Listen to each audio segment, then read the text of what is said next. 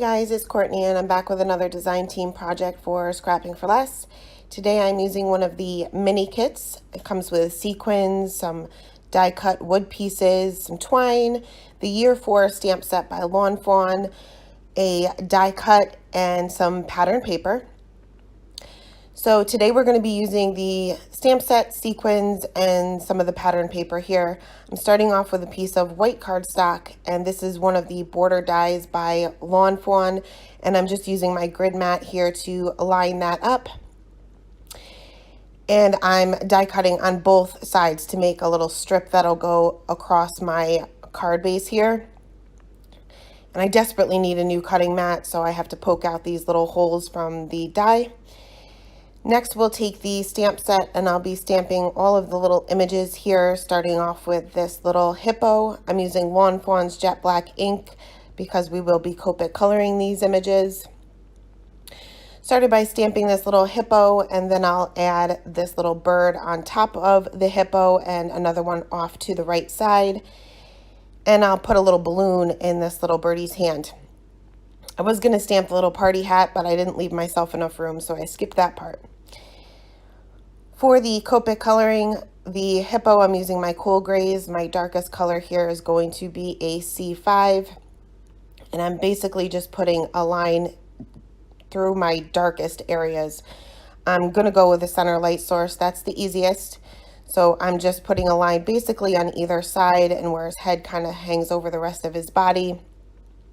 Blend that out with a C3. This is where I'll start my flicking, and just leaving that highlight there in the center of his little body and then off to the left-hand side of his face. Last, we'll move on to the C1 and extend that color even further.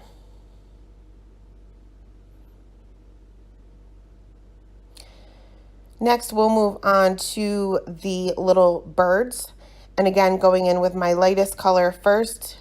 I don't usually do that with my grays because they blend well. My Y02 is my lightest color and just mapping out my darkest areas off to the left. Then going in with my Y38, I believe this is, and then moving on to the Y08, extending that out a little bit further, and then going back in with my Y02 to blend that all out.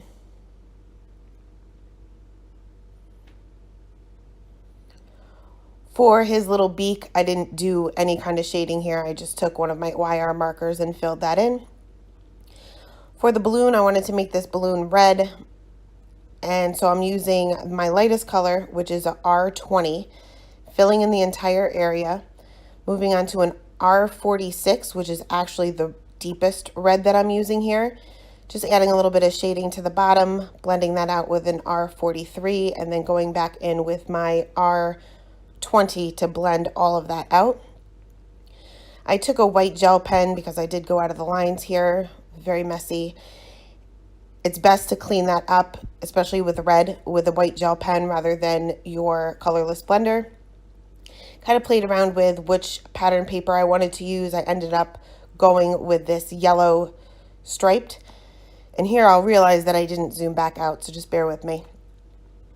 But I took my sentiment from the stamp set and I cut it so that I can stack it up rather than trying to mask it. Sometimes you have a little bit of leftover ink there and I didn't want to take that chance. So I'm stacking this and I'll be stamping this with Hero Art's Pale Tomato ink. I felt like that matched the little balloon there the best. And I just stamped that off to the right-hand side of these little characters here.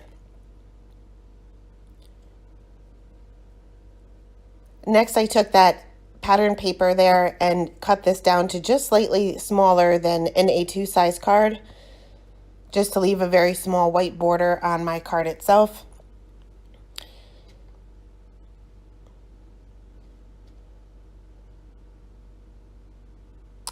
It needed a little something here, so I'm taking some YG markers here. This is a YG17, just adding a little bit of grass. Normally I'd add a shadow, but I didn't want to add any more gray to it.